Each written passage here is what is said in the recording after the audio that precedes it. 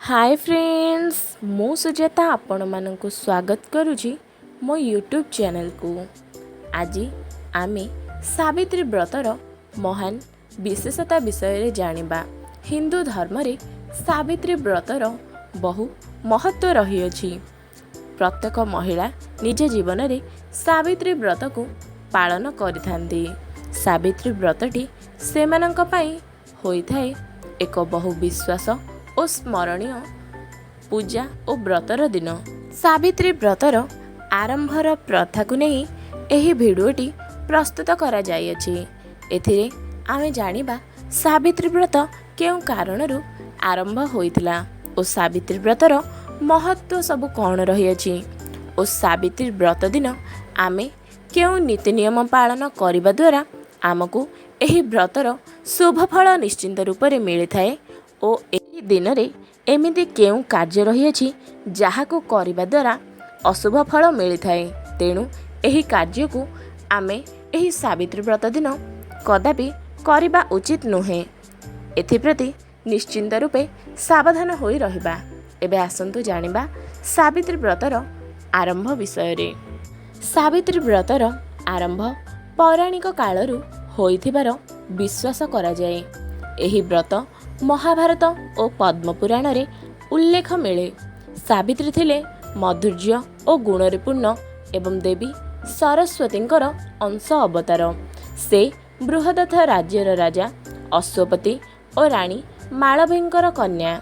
राजा अनेक वर्ष धरी पुत्र पाई यज्ञ और तपस्या कले। तापरे सेमानंकु देवी सावित्री भावे पुत्री रूपे जन्म मिलिला। सावित्री व्यास अति बुद्धिमती और धार्मिक थिले। जेतेबेले से विवाह पाई पति चयन कले से सत्यवान नामक एक अंधरा वन रे बसुथिबा राजपुत्र को बाछिथिले, जिए एक धर्मनिष्ठ और न्यायवान पुरुष थिले। तथापि ऋषि नारद कहिथिले जे सत्यवानक आयु अत्यंत संक्षिप्त। से केवल 1 वर्ष मात्र जीवंत रहिबे। किंतु सावित्री तांको प्रति अतुट भक्ति और दृढ़ संकल्प सहित विवाह करथिले। 1 वर्ष परे जेतेबेले सत्यवान दारू काटुथिले तेबे तांको प्राण बाहरी गला। यमराज तांकर प्राण नै जिबाकु लागिले। सावित्री यमराज को पछरे चली गेले एवं तांको सह कथावार्ता करी तांको बुझाइले। सावित्री धैर्य, धर्म, भक्ति और बुद्धि रे प्रभावित होई यमराज सत्यवान को जीवन फेराई देइथिले। एही दिव्य घटना को स्मरण करी नारी माने सावित्री व्रत रखिथांती। पतिंकर दीर्घ आयु और सुखपूर्ण जीवन पाई व्रतटी आमे काहेकि पालन करिथाउ। सावित्री व्रत एक पवित्र दंपति व्रत, अतुट स्त्री सतीत्व और भक्तिर प्रतीक। एही व्रत प्रथमे देवी सावित्री तांकर पति सत्यवान प्राण यमदेवଙ୍କ ठारू फेराई आनिथिबा एक पौराणिक कथा उपरे आधारित। एही व्रतर उद्देश्य हेउची स्त्रीଙ୍କ पतिଙ୍କ दीर्घ आयु और सुखमय जीवन पाई प्रार्थना करिबा। सावित्रीଙ୍କ निज पति प्रति थिबा अतुट भक्ति और स्नेह को स्मरण करिबा। नारीଙ୍କ सतीत्व और धर्म पालनर गुण को मध्य अनुसरण करिबा। घरर समृद्धि, शांति और मंगल पाई एही व्रत निहाती भावरे रखा जाई थाए। एही व्रत केबे पालन करा जाई थाए? एहा ज्येष्ठ मासर अमावास्या दिने ओडिया और माघी ब्राह्मणी परिवारर स्त्री माने एही व्रत को पालन करिथांती। एही व्रत दिन उपवास राखी सावित्री सत्यवानकर गल्प श्रवण करती।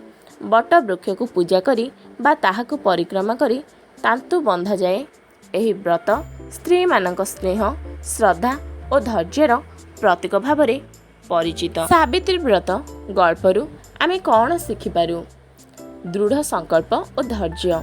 सावित्री तांको पति सत्यवान का प्राण रक्षा पाई यमदेव पर्यंत जाइथिले। से बहुत कष्ट और परीक्षा भितरे हेबा सत्वे आपण तांको संकल्परू पछकु हटिले नाही। एहिथिरु आमे शिखिछु जे मने दृढ़ संकल्प थिले ସମସ୍ତ ଅସମ୍ଭବକୁ ସମ୍ଭବ କରିପାରିବା। ପତି ପ୍ରତି ବିଶ୍ୱାସ ଓ ଭକ୍ତି। ସାବିତ୍ରୀଙ୍କର ପତି ପ୍ରତି ନିଷ୍ଠା ଓ ଭକ୍ତି ଏତେ ଗଭୀର ଥିଲା ଯାହା ବର୍ଣ୍ଣନାତୀତ। ଏହି ଭକ୍ତି ଦ୍ୱାରା ସେ ମୃତ୍ୟୁ ପରିଜୟ କରିପାରିଥିଲେ। ନାରୀ ଶକ୍ତିର ମହତ୍ତ୍ୱ। ଏହି ଗଳ୍ପ ଆମକୁ ଶିଖାଏ ଯେ ନାରୀମାନେ କେବଳ ଘର ଚାଳନା କରନ୍ତି ନାହିଁ, ସେମାନେ ଦୈବୀ ଶକ୍ତିର ଅଂଶ ଓ ସାହସ ଓ ବୁଦ୍ଧିର ମୂର୍ତ୍ତି। ସାବିତ୍ରୀ ତାଙ୍କ ବୁଦ୍ଧି ଓ ଧର୍ମ ଦ୍ୱାରା ଯମଦେବଙ୍କୁ ମଧ୍ୟ ବୁଝାଇ ପାରିଥିଲେ। ଧର୍ମ ଓ ନ୍ୟାୟର ବଳ। ସାବିତ୍ରୀ କେବେ ମଧ୍ୟ ଅନ୍ୟାୟ ପଥ ଅନୁସରଣ କଲେ ନାହିଁ। ସେ ତାଙ୍କ ଧର୍ମରେ ଅତୁଟ ରହି ନ୍ୟାୟ ନିମନ୍ତେ ଯମଦେବଙ୍କ ସମ୍ମୁଖରେ ସାହସରେ କଥା କଲେ। ସତୀତ୍ୱର ଶକ୍ତି। ଏହି କଥା ଦ୍ୱାରା ନାରୀଙ୍କର ସତୀତ୍ୱ ସଂସାର ଓ ମର୍ଯ୍ୟାଦା ଦେଖାଯାଏ, ଯାହା ସାମାଜିକ ମୂଲ୍ୟବୋଧକୁ ଉନ୍ନତି ରଖେ। ସାବିତ୍ରୀ ବ୍ରତ ଆମକୁ ଶିଖାଏ ଯେ ଯଦି ଆମ ଭିତରେ ଭକ୍ତି, ଧୈର୍ଯ୍ୟ, ଦୃଢ଼ ଇଚ୍ଛାଶକ୍ତି ଓ ନୀତି ଥାଏ, ତେବେ ଆମେ କୌଣସି ବଡ଼ ଅସୁଯୋଗକୁ ମଧ୍ୟ। ସାବିତ୍ରୀ ବ୍ରତର ନୀତି ଓ ନିୟମ। ସାବିତ୍ରୀ ବ୍ରତ ଏକ ପବିତ୍ର ଦାମ୍ପତ୍ୟ ବ୍ରତ, ଅତୁଟ ସତୀତ୍ୱର ପ୍ରତୀକ। ଏହି ବ୍ରତ ପାଳନକୁ ସଫଳ କରିବା ପାଇଁ ଏହିଭଳି ଭାବରେ ଏହି ବ୍ରତକୁ ନିହାତି ଭାବରେ ପାଳନ କରିବା। ଜ୍ୟେଷ୍ଠ ମାସର ଅମାବାସ୍ୟା ଦିନ ଏହି ବ୍ରତ ପାଳନ କରାଯାଇଥାଏ। ଯେଉଁ ଜନନୀ ବ୍ରତ କରନ୍ତି ସେ ସେହିଦିନ ନିଜର କେହି ଏହି ବ୍ରତକୁ ନିର୍ଜଳା ରଖିଥାନ୍ତି ଓ ଅନ୍ୟମାନେ ଫଳ ଆହାର କରିଥାନ୍ତି। ସକାଳେ ଘର ସଫା କରି ନିଜେ ସ୍ନାନ କରି ପବିତ୍ର ଓ ସଫା ସାଧା ବସ୍ତ୍ର ପିନ୍ଧନ୍ତି। ପୂଜା ପାଇଁ ବଟବୃକ୍ଷ ବା ଘରେ ବଟଥର ଆକାର ଏକ ଚିତ୍ର ବା ମୂର୍ତ୍ତି ସଜାଯିବା।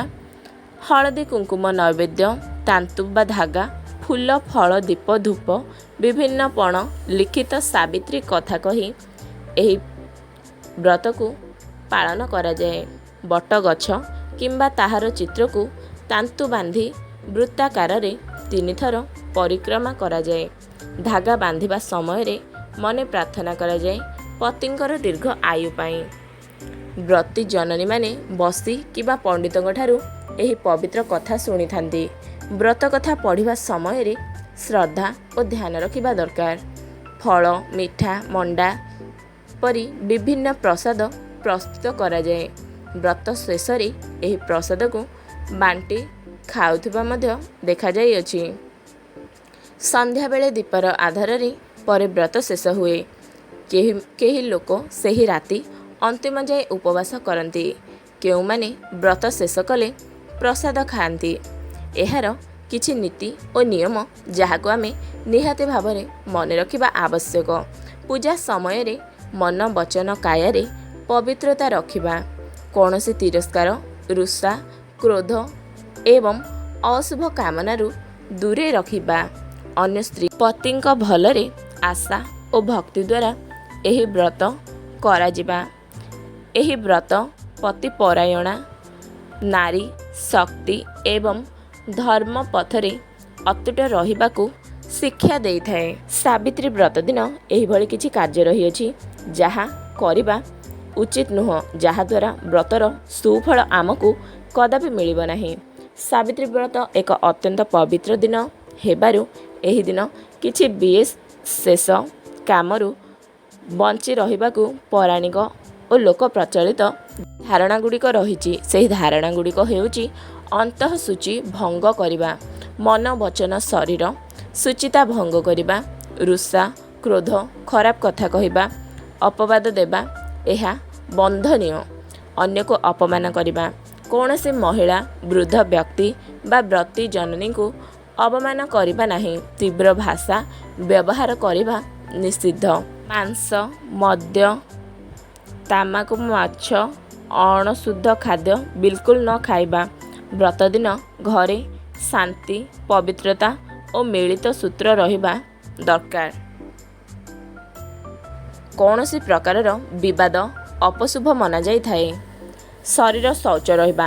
ନିଜକୁ ଅପବିତ୍ର ଅବସ୍ଥାରେ ରଖିବା, ଯଥା ଅସ୍ନାନ କରି ପୂଜା କରିବା ଅନୁଚିତ। ବସ୍ତ୍ର ପିନ୍ଧିବା। ଅଭକ୍ତି ଓ ଅବଧାନ ରହି ପୂଜା କରିବା। ପୂଜା ବେଳେ ମନ ଅନ୍ୟ କାହାଣୀରେ ଥିବା ଅନାଗରିକ ଭାବେ ପାଳନ କରିବା ଅଶୁଭ ମନାଯାଏ। ମେହନତି ଜନ୍ୟ କାମ କରିବା। ଏହି ଦିନ ବ୍ରତୀ ମହିଳାମାନେ ଅଧିକ କଠିନ କାମ କରିବା ଠାରୁ ବଞ୍ଚିବା, ପୂଜା ଓ ଧ୍ୟାନରେ ବେଶୀ ସମୟ ଦେବା ଉପଯୁକ୍ତ। ଏହି ଦିନ ମନେ ରଖିବା କିଛି ବିଶେଷ କଥା। ମନ ବଚନ କାୟାରେ ଶୁଭ ଚିନ୍ତା ଓ କାମ କରିବା। ପତିଙ୍କ ଦୀର୍ଘ ଆୟୁ ଓ ସୁଖ ନିମିତ୍ତ ଭାବନା ସହିତ ପୂଜା କରିବା। ଶାନ୍ତି, ମୌନତା, ଧୈର୍ଯ୍ୟ ରଖିବା। ଏହି ନିୟମ ଓ ନିଷେଧମାନେ ଲୋକ ପ୍ରଚଳିତ ଧାରଣା ଓ ପୌରାଣିକ ଆଧାରରେ କୁହାଯାଇଅଛି। ଆପଣମାନଙ୍କୁ ଯଦି ଏହି ଭିଡ଼ିଓଟି ଭଲ ଲାଗିଛି ତେବେ ବହୁମାତ୍ରାରେ ଏହାକୁ ଲାଇକ୍, ସେୟାର ଆଣ୍ଡ ସବସ୍କ୍ରାଇବ୍ କରିନିଅନ୍ତୁ। ଜୟ ଶ୍ରୀ ଜଗନ୍ନାଥ।